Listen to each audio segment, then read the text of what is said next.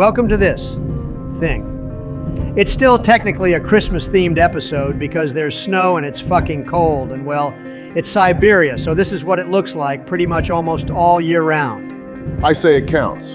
We just got told that Arkham Origins takes place during Christmas, so maybe we'll give it a go. But we despise the stupid Warner Brothers launcher if it uses it. Can we enforce a ban on going outside if it's cold enough to freeze your saliva solid? I hate when I have too much and have to spit out saliva, and it immediately turns to ice. Fucking bullshit, man. Now that Joe has finished his long-ass spiel over spitting instead of swallowing, let's become trained conductors in 1980s Siberia. Пассажиры и железнодорожники. Частный перевозчик товарищ Миша принят обратно на грузовую линию. Желаем вам приятного и безопасного путешествия. Well, this seems fairly accurate already. With everyone in the Soviet Union looking alike, might as well name everybody Boris. I bet that offended somebody, but we'll find that out later when we read the comments.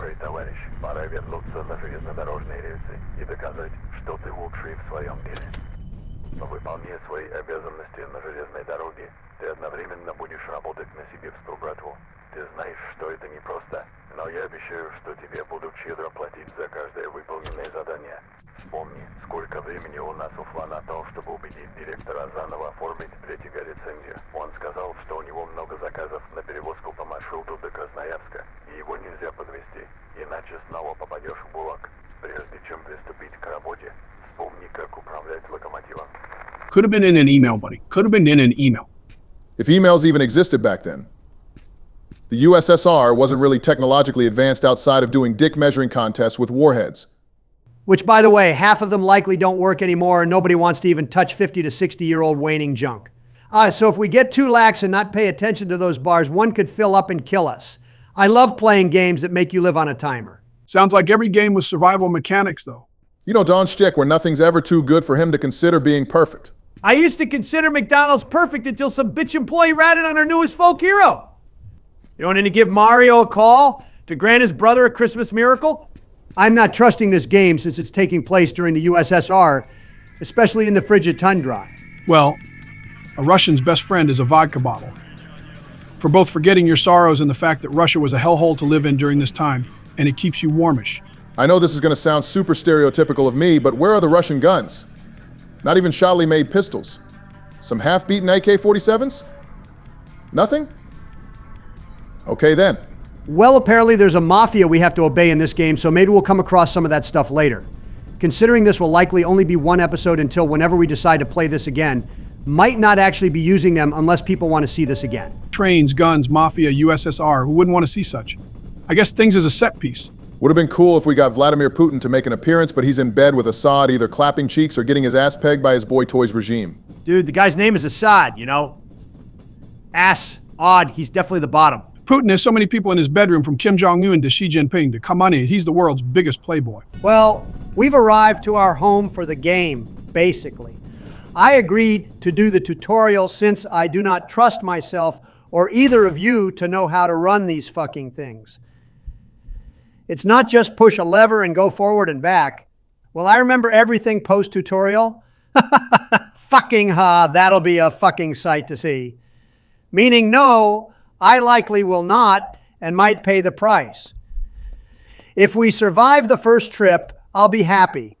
If we don't damage anything on our first run, I'll be impressed. As much as it would be slightly interesting to show the tutorial and the 9,000 fucking buttons we have to memorize and hope to God the game reminds us. We might just have the editor fast forward this bit to keep the viewer's attention span going. We're appealing to those that have to watch Subway Surfer videos to keep their eyes on the screen. We're not talking about millennials and previous generations, just some of Gen Z and almost all of Gen Alpha. Fucking close your mouth when you cough and when you use your brand new iPad your mommy and daddy paid for. Sorry, got caught up in my old man yells at Cloudways. Moving on. Holy fuck. And I thought I was the rambler in the group. Mans just went on and insulted an entire generation of viewers. I mean, he's kind of right, though, about the fucking coughing Gen Alpha does. Close your damn mouth, you nasties.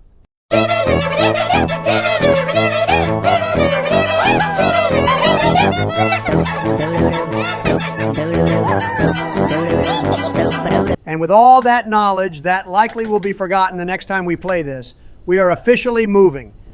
The amount of switches and buttons it taught me to use that I guarantee I will not be using until the game reminds me, if it does, is already kind of overwhelming. I'm barely getting used to braking properly, and I can't even use the brake handle yet. Gotta fuck with the other ways to brake the train. Confusing, ain't it? Just take a guess once in a while and hope that you've made correct guesses. Yeah, as much as winging it or sending it sounds like they're good ideas. They're also making us closer to derailing or hitting something, or just flat out going head on towards a passenger train. I bet there's an achievement for it, though. Fucking smoke one and see if I'm right. No, Joe, we're not fucking hitting a train on purpose to see if there's an achievement for vehicular manslaughter in the middle of the Soviet Union. Got a goddamn murder advocate here today. Well, we gotta bring up excitement somehow, right? We did something similar when we did the Backrooms Pools video where we just told stories from Reddit and that kept viewers engaged. If these trips take a while, which I'm assuming they will, or we can consider doing it again? Well, the pictures show that we will see some of that action movie stuff at some point, but considering this will be the first trip of many, I can see Reddit stories returning to fill up time. Well, I'll be the one controlling this damn thing so I don't fuck it up, so if we do read off stories, it'll be you two. It may be a boring trip, but goddamn it, I won't let it end in tragedy already. Alrighty, just gotta slow this baby down to a halt and back up to our load. I'm phrasing my shit specifically so we don't trigger Zarbon. Dude makes the Grinch look like he's a legitimate businessman. Wait a fucking minute. You're forcing me to go outside in the bone-chilling cold to flip a fucking switch manually. How far back was Russia during this time? That should not be my duty to flip the stupid thing. You probably could have moved the train closer to the switch, but you're already gunning for it, so I'm just gonna keep my damn mouth shut, I guess.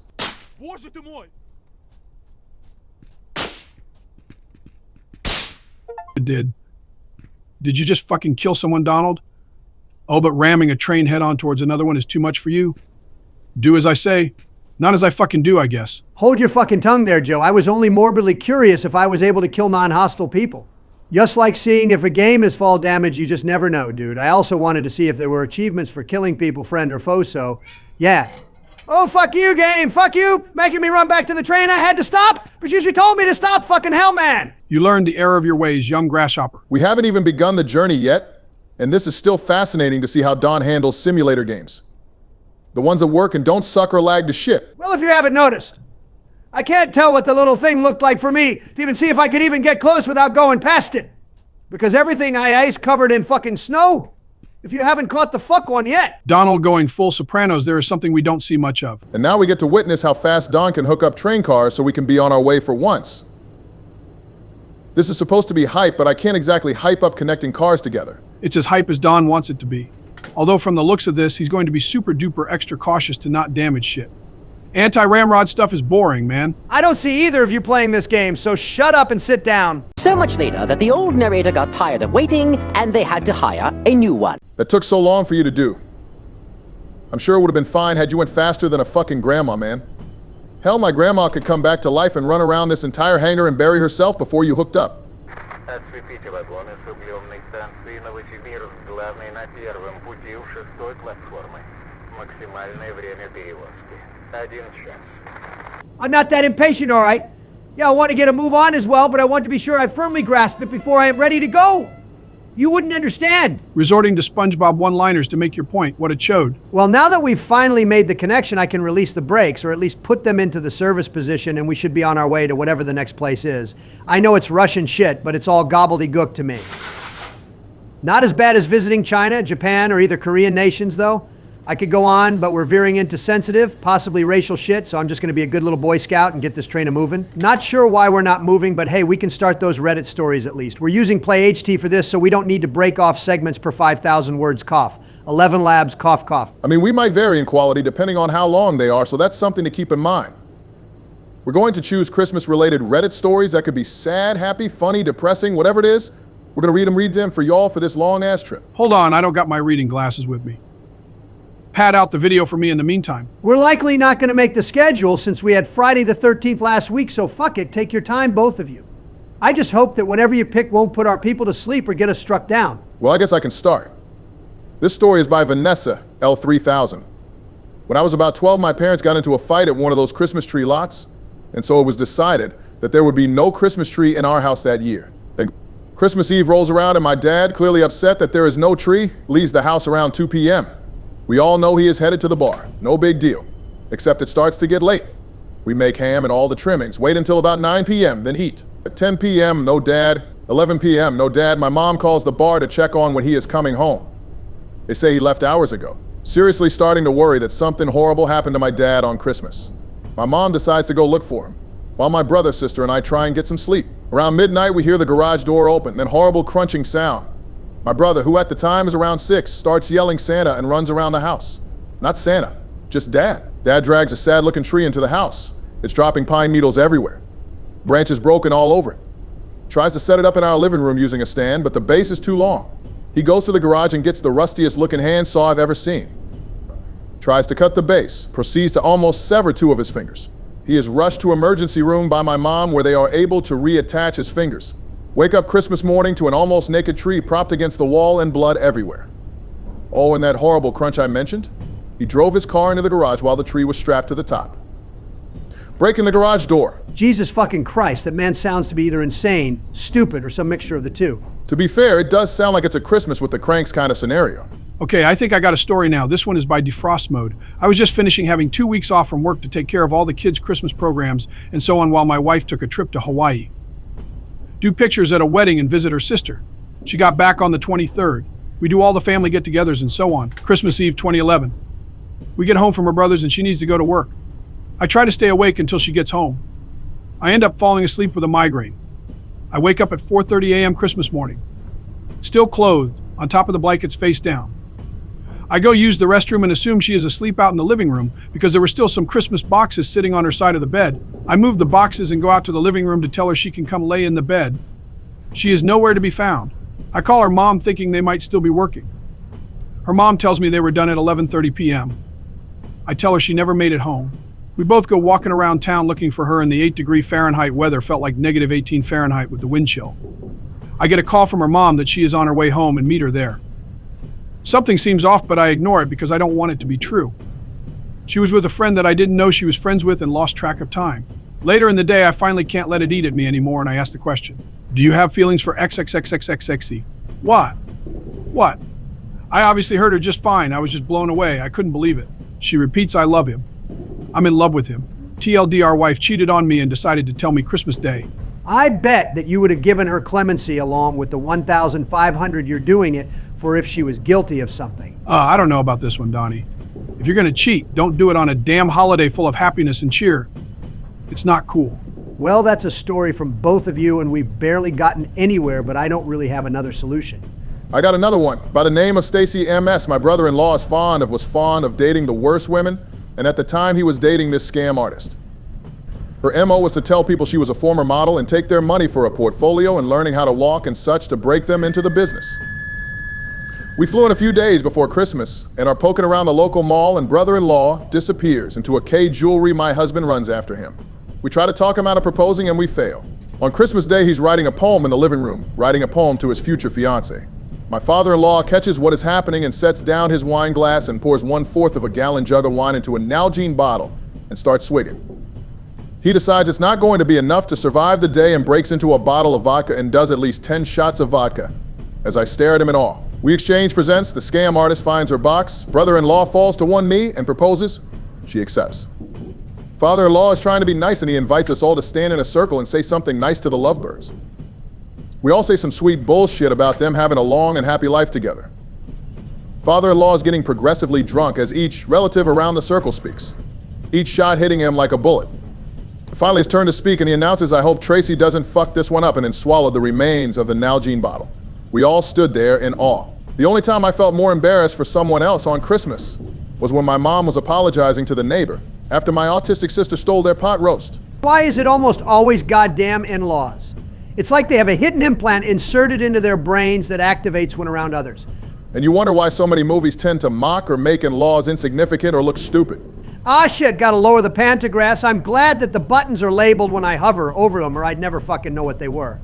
Anyway, it's Joe's turn now. Don't mind me as I do train conductor shit. This one is by Bo Nanners, and don't be eating anything while listening to this story. It's both funny and kind of disgusting.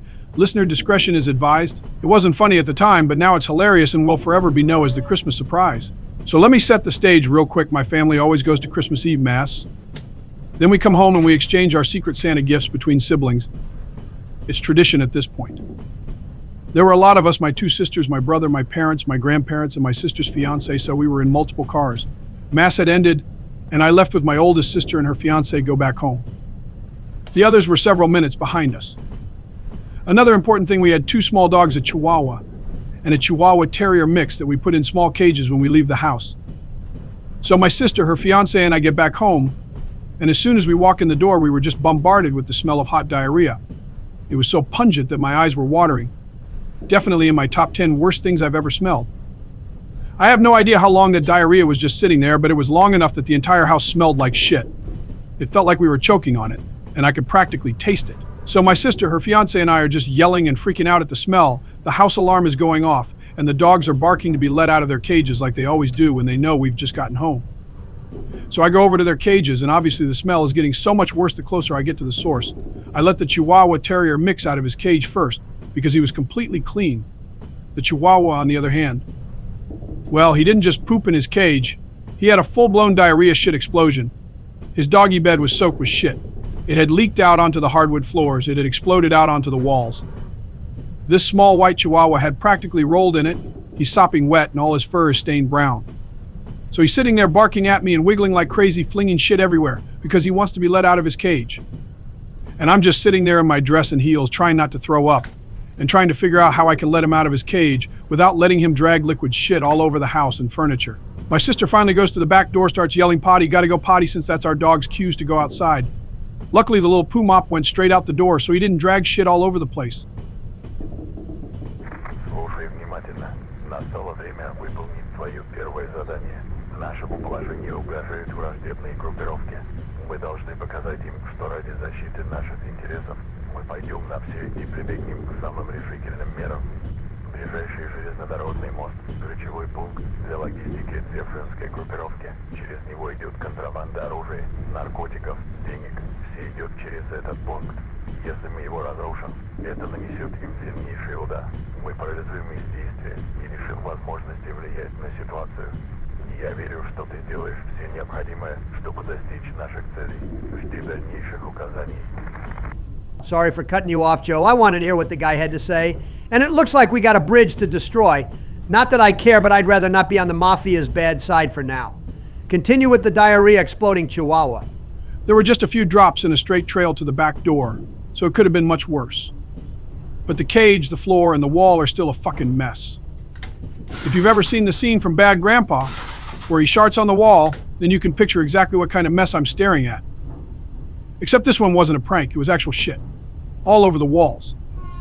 And I'm the one who has to clean it all up. I'm the one who loves animals so much that I want to work at a vet. So naturally I get stuck with all the gross pet jobs as practice. Also because I'm the only one besides my mom who doesn't freak out and vomit when up close and personal with doggy shit or other nasty stuff. I was also the one who had to pluck out butt worms that had dried to the Chihuahua's booty fur. But that was a different horror story anyway. The first thing I did was just toss the entire dog bed. It was soaked, and not even worth trying to save. I also threw his food bowl and his water dish into an empty grocery bag to clean later, because of course those were covered in shit too. Then I had to use an entire paper towel roll to sop up the hardwood floor and the cage floor. Don't forget I'm doing all this with my bare fucking hands since I couldn't find any rubber gloves. I had to drag the cage away from the wall so I could get close enough to clean it. But in my haste to get everything cleaned up, I forgot that the liquid shit could spread underneath the cage. So of course I just spread this shit even farther along the floor. I'm not really sure how I would have been able to avoid doing that, but whatever. So my sister's fiance quickly carries the cage outside so it can be hosed off later. And that makes more shit drop onto the floor between the cages and the back door. I'm still focused on cleaning up the fucking epicenter of this disaster, so my sister cleaned up the floor trail where it had dripped. I finally got the shit on the wood floor completely wiped up and disinfected with Clorox wipes, so I could get closer to the wall without putting my heels or, God forbid, my bare feet into diarrhea. Then I started wiping it off the walls. Surprisingly, it didn't stain or tint the white paint brown. So at least there's that. Now, at this point, I've been cleaning up shit for a solid 10 to 15 minutes. By the time I'm just finishing up cleaning and disinfecting the wall, the rest of our family finally got home. Of course, when they walked in the door, they also started freaking out about the shit smell permeating the air. It hadn't cleared up at all in the time I've been cleaning. If anything, the smell got worse because I was moving and spreading it around. So they're all asking WTF happened. And in the meantime, the poor dogs are still outside barking because they want to be let in. We couldn't exactly let them in earlier since one of them is still soaked in diarrhea. Luckily, I didn't have to be the one who bathed the poop dog, since everyone agreed that I'd done much more than my fair share of cleaning up the mess. My mom had to go outside and pick him up with an old bath towel and carry him straight to the tub. Then I spent like 5 minutes furiously scrubbing my hands with soap because, again, I cleaned it all up with my bare hands and it got all over me. But I was also lucky that none of it got onto my dress or my heels. So, yeah, that's the story of the infamous 2015 Christmas surprise. Hope it made somebody laugh, because I certainly wasn't laughing at the time. It's a little funny now, but honestly, it's still a nightmare when I think about it. Fucking chihuahuas, man. Who the hell decides they want a damn rat that shakes and shits themselves instead of an actual dog? Nah, I'm never going to get a dog that's the size of my foot that can explode with shit like that and act all innocent. I can handle toxic dog farts, not explosive diarrhea from a run. The smell of Christmas is in the air, boys, or one of you just shit themselves either way. Hey, guys, why is the light red on my dash? I remember it being because of another train being detected on the tracks, but I don't see anything. Do you? No, but I don't want to be here when it comes. I'd say back the fuck up as far as you can to avoid a collision. Oh, hell nah. This is some Final Destination bullshit. Back this hunk of junk up before all three of us appear in a sequel. What the hell do you think I'm trying to do here? I can't reverse on a dime, Joe. Then reverse on a quarter or a dollar or something worth more than a dime. I don't want to die. Yep, just saw the train coming from the other side of the bridge. I know it's not going to stop for us. Alrighty, we're finally moving back at a decent pace. As long as he doesn't speed up, we'll be fine. Once we're across the bridge and out of danger, we can continue storytelling. I don't think you got a better story than the Chihuahua IED story I told. I don't know about that, Joe. Reddit's a giant place, so finding another good story like that wouldn't take much searching. I ain't moving much faster than this, buddy. Blare your stupid horn as much as you want. I don't care. You're lucky I wasn't issued a stake pistol for self-defense, or else I'd cap your ass mid-motion. Fucking hell, that was something? Anyway, find another story for us to indulge in. This one is by at 1:32 p.m. Don't know if this will be funny to anyone else, but I'm still laughing now remembering the mess of the first Christmas I can really remember. I love reading from a very early age, and my family loved that and we're happy to spread it around. So Christmas when I'm 4 years old. Start opening my presents and I start finding books. I love it at first. I got books from my parents, my grandparents, my aunts and uncles. Everyone knew I loved books. The present opening continues, and my cousins are getting toy after toy. I'm getting ... more books. I'm starting to get a little down about this point, and I learned later the family started getting worried and comparing notes and realizing that not a single person got me a toy. Yeah, I love books ... but I was a 4-year-old. I like to play too. Eventually my aunts and uncles start making my cousins give me some of their toys to play with and said Santa made a mistake, which just pissed off everyone around my age and none of us believed it. So I went outside in the front yard to play and pout away from all the toys and books. After a little bit, the next door neighbor walks up saying Merry Christmas and has a bunch of presents for the kids. Hands me one, I tear it open. So excited to finally get a toy. And it's another book. My little brain broke about then, and I just remember sitting straight down in a puddle and crying. Neighbor was distraught about what he'd done wrong, and my mom had to explain it to him. The last thing is the part that mostly cracks me and everyone else up. That poor neighbor didn't know he was my last hope for a toy of my own that day, and my little preschool misery ended up taking him out as well. We all have kind of sick sense of humor. In the end, I learned early on that too much of a good thing is bad, and my family learned to compare notes a bit better on what they were getting each other for Christmas. I mean, that story was just heartbreaking. Kind of funny, but also heartbreaking. I hate seeing kids cry, man.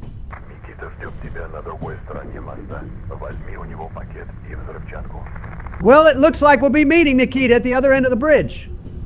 Until then, Joe, read us a story in the meantime while you still got the ability to read. All right. This one is by 19494. I want to preface this with that I do not condone the actions of my family. It was nice having an alcoholic for a dad at times. He wasn't an angry drunk, so it was okay, at least in my preteen mind. The Tooth Fairy would accidentally slip you a 20. The Easter Bunny would put half-eaten boxes of M&Ms into your basket. Eaten the night prior, shit was tight. But if your dad was an alcoholic, Santa was the best. Cut to December 24th, 1999, I was 11 going on to 12. I remember this night, hearing my dad wake up at 3 a.m. and stumbling to put up my Christmas gifts, not before vomiting into the toilet the debauchery of the evening before. Him breaking a few ornaments, then pouring out the milk and enjoying the beer he had chilled for himself alongside the cookies. This was a nightly routine with this man. I'm not sure if this lands under permanent childhood trauma or found memories of the good old days, but it defiantly affected me in some unending way. But anyways, I went back to bed and woke up the next morning, and like any child, I was up by 3 a.m. waiting for it to happen. I waited the 4 hours that felt like eons back then, just to wake him up. And there was the first mistake of the day. I saw him starfishing in bed with his robe on and with his cock in plain view. That fell easily into the childhood trauma camp. After he finally unflashed and got up, we got to the presents, a PS1 and then some games, and then came the stocking. This stocking was special. Alongside with same handful of uncracked nuts that he puts in there was a can. He spoke up and said, "Well, my 12th Christmas is when I had my first beer, so it's only fitting for it to be yours." So then I took out of my stocking a can or Corona Special, his favorite, along with a lime. And me having the tolerance of a prepubescent gay kid, I was falling over myself on this. This put me off of alcohol for many years, so thanks, I guess, Dad. Then I got drove to my mom's house, where I did my Christmas Day drive with Grandpa to his house.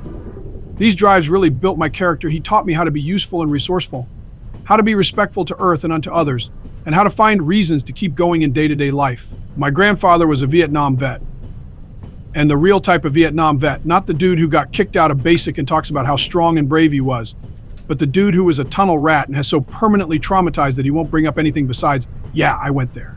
And so after the life-changing conversation in the car, we got out to his little beach house out on Ontario, where he would normally go fishing with me, but the lake was too frozen. So he brought me inside and talked about how everyone needs a gun. And so he opened up his safe and told me to pick one. This was and still is my favorite gift I have gotten. I picked out a nicer .357 Magnum Henry lever action. My dad was a mess, an awful person and better off dead. I still love the man, but he was not meant for this earth. My grandfather is in stark contrast to him. He made me a man. With every visit to this day, he matures me. TLDR, my 12th Christmas gifts were a beer, a gun, and Crash Bandicoot. And I'm a better person for it. Fuck, my father would just abuse me and forget I even existed, but I turned out great, at least I think so. Anyways, let's go see what Mr. Nikita has for us. I bet it'll be a blast. Ради этого момента я трудился часы, дни и недели напролет. Как пиротехник, я творил волшебство в воздухе. Разноцветные вспышки и узоры — это словно мои кисти, рисующие восхитительные картины в небе.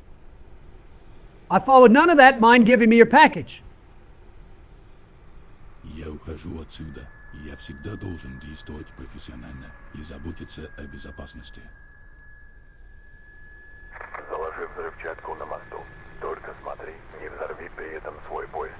У тебя на это 15 минут. You weren't kidding about this being a blast, Don. The train's not going to be affected by the explosion, I don't think. Run for it, before it kills us all. We're fine, Joe. I just need to get off the bridge and watch the fireworks go off. Holy shit, that's a massive explosion for such a small charge. Jesus fucking Christ, never mess with the Russian mafia. I bet if they wanted to, they could oust Putin whenever they could.